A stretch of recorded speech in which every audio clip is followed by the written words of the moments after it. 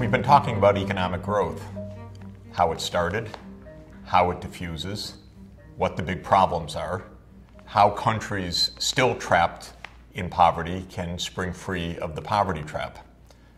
But the problem, we know, is more complicated than that. What if the world achieves economic growth? What if the poor countries, as they hope and rightly deserve, catch up with the high-income countries? What then for the planetary boundaries? What then for an environment already under tremendous stress? Remember that sustainable development makes a key point, that economic, social, and environmental systems are interlinked. So I want to focus now more deeply on how we might even conceive of bridging this terrible problem of global economic growth, the good that we want, the progress for poor countries, with a worsening environmental crisis. We have to understand the environmental systems and how humanity is affecting them.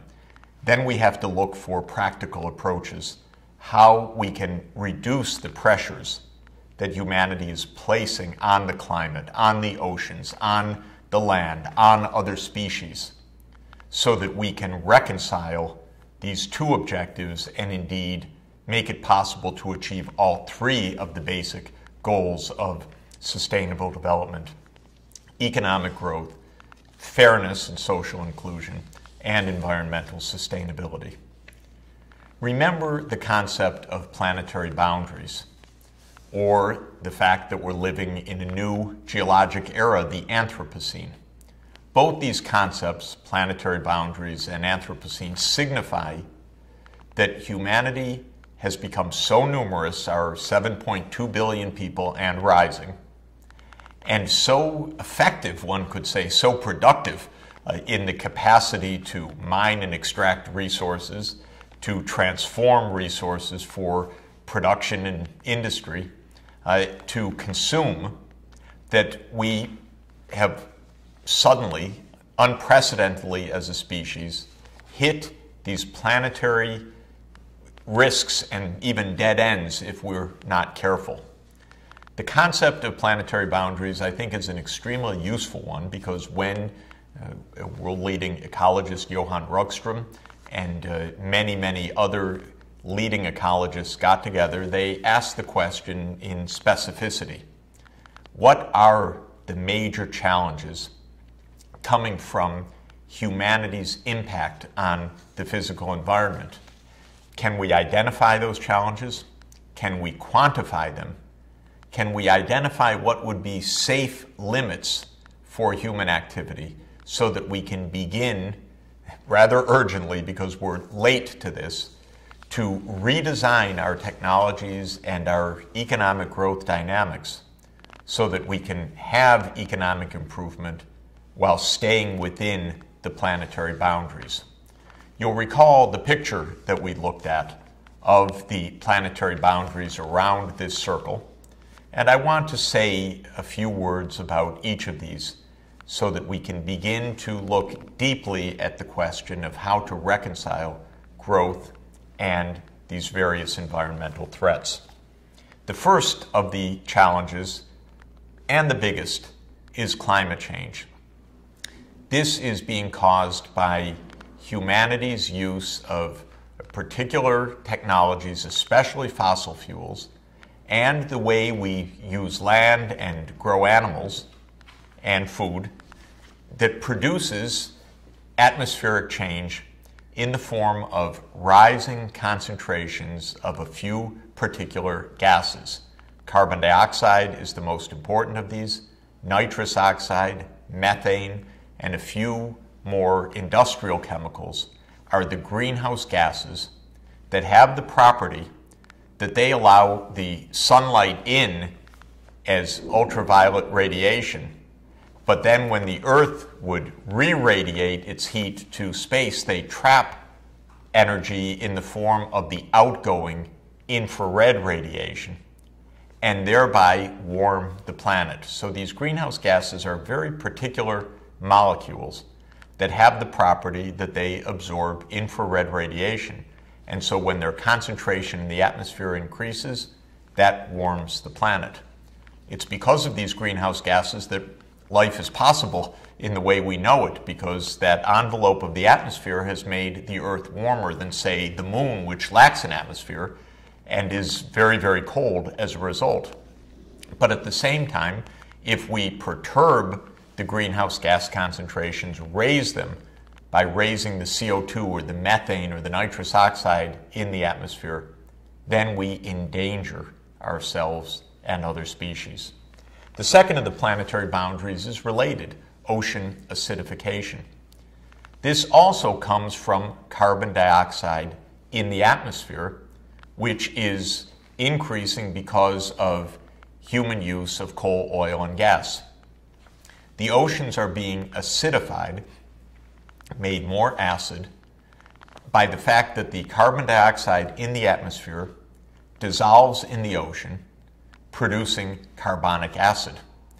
And because of this acidity, various kinds of animal life, corals and shellfish and lobsters and very small plankton that also have these external shells made of calcium, are threatened by the increasing acidity, which makes it hard for these species to make their protective shells.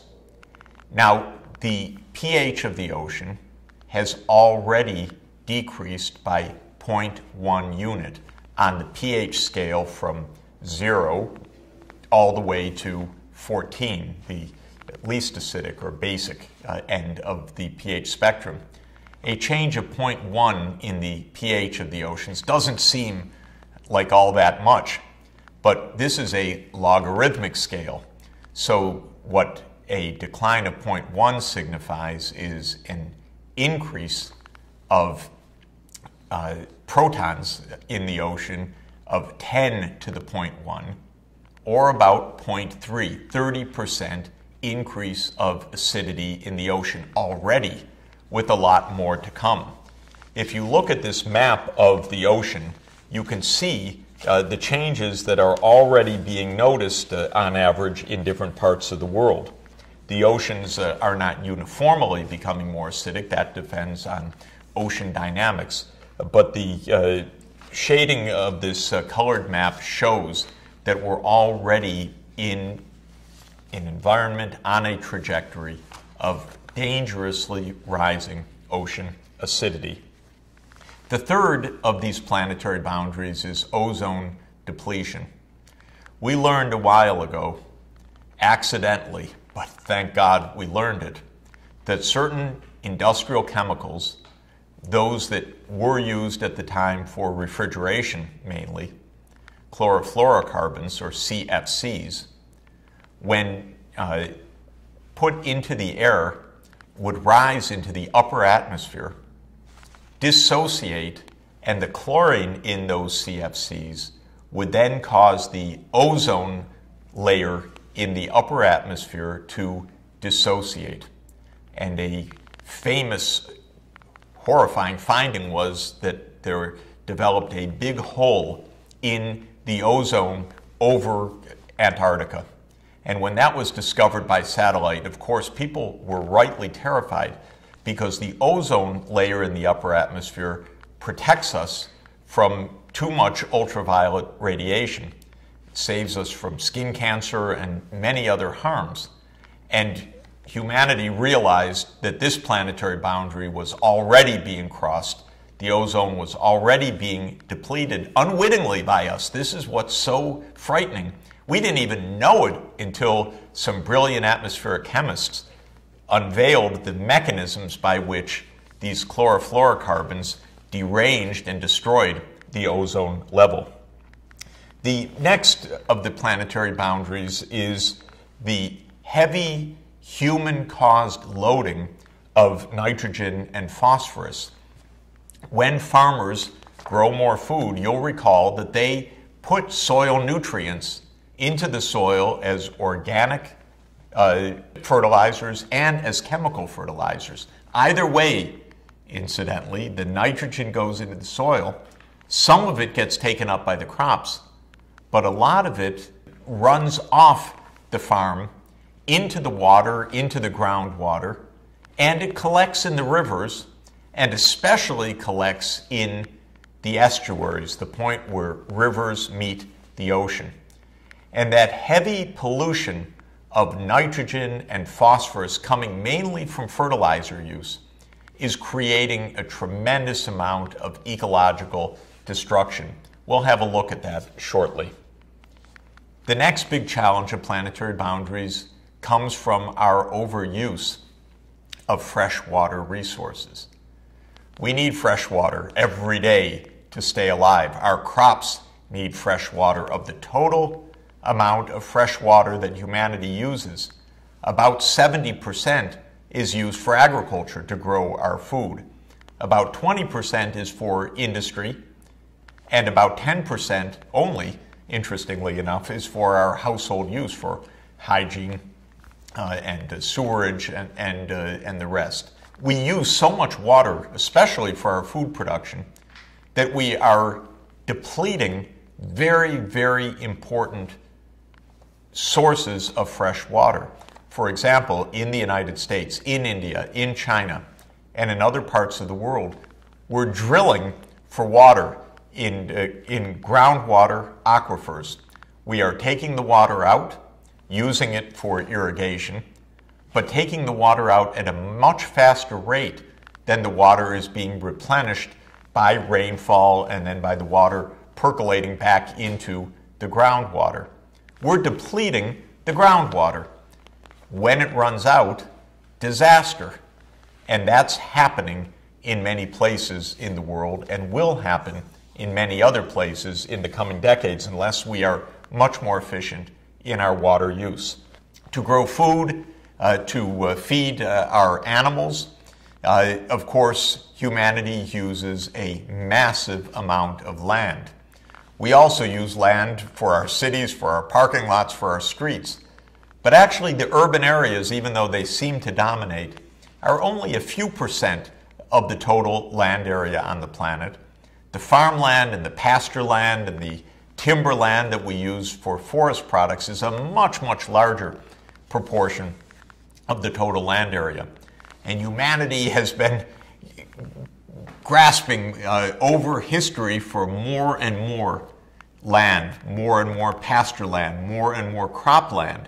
After all, the human population, as we know, has increased roughly 10 times since the Industrial Revolution. That requires a lot more farmland to feed the 7.2 billion of us. The problem with that is that we share this planet with other species. And as we grasp this land for our farmland, for our pasture land, for our timberland, for our palm oil plantations, and many, many other uses, we are literally chasing the other species away and off the planet into extinction in many cases. Our land use is having devastating consequences on biodiversity. The next category identified is aerosol loading, small particles put up into the air because of industrial processes or households that are burning coal to keep warm and creating a tremendous amount of air pollution, very damaging for the lungs, claiming many, many lives per year, and with a heavy impact also on changing climate dynamics. Then there's a very broad category of chemical pollution. Our petrochemical industries, our steel industry, mining industries, not only demand a tremendous amount of land and water for their processing, but they add a tremendous amount of pollutants back into the environment. Many of these pollutants are persistent. They last in the environment, they accumulate. They can be very deadly for humans, for other species. And the range of chemical pollutants is so vast, and the human and animal and plant health consequences so large that it's absolutely impossible to summarize except to say that the problems are horrific in many places. China, the world champion of economic growth over the past 30 years, has also become the champion of polluted waterways of major cities because of the extent of the heavy industrial processing. And this all sums up to a final category of biodiversity loss: the death, the extinction of other species. We're killing more animals and plants than we even know, than we've even met and cataloged scientifically, because we're chopping down rainforests, poisoning environments, acidifying the oceans, creating so much pollution and poisoning that species are disappearing even before we're able to identify and catalog the millions of other species that share the planet with us and that we share with them. We are not stewards of global biodiversity right now. We are posing absolutely profound challenges. And when it comes to biodiversity loss, one could say that all of these planetary boundary threats, the acidification, the climate change, the land use patterns, the pollution, they're all contributing to the loss of species, probably by the millions. It's actually hypothesized, shocking as it may seem, that humanity is now causing the 6th great extinction wave of the planet Earth.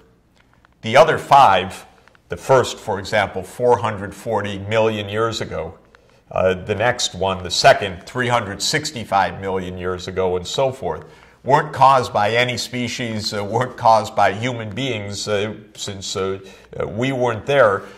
These were natural dynamics, whether it was asteroid hits or whether it was the internal dynamics of the Earth itself.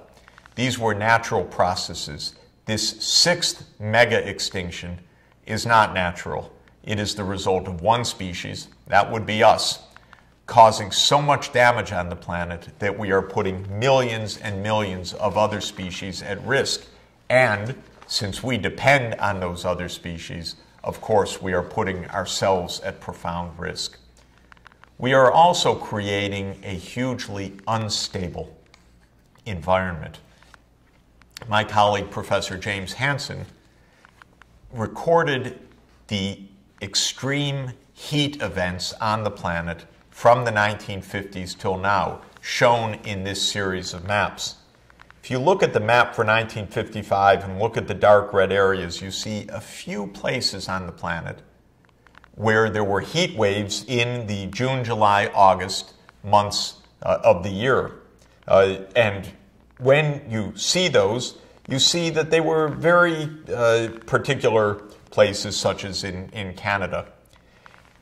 Because of climate change, the number of those red splotches on the map, which signify extreme heat in that location, unusual to a massive extent for that locale, has been increasing in frequency very dramatically. You look at the map of 1955, just a couple of red regions. Have a look at the map of 1975, 20 years later. Now there are a few more dark red regions of the map, signifying places where extreme heat waves gripped those places. But now jump ahead another 30 years or so to 2006 or 2007. Suddenly, the map is all red, it seems. The planet has been engulfed by what was an extraordinary shock 30 years ago, becoming commonplace now. We all know it. We're feeling our own heat waves wherever we are, and being amazed year after year as new and very uncomfortable and often very dangerous records are set in very high temperatures, gripping different parts of the planet each year. But what these maps are showing is that the frequency of these extreme events is absolutely shocking. Well, these are the planetary boundaries that have been identified. We know that we are already pushing against the limits. And our question in the coming analysis is, how can we think that that growth that we've been trying to decipher and promote can be reconciled with environmental sustainability and staying within these planetary boundaries when we already have so much challenge?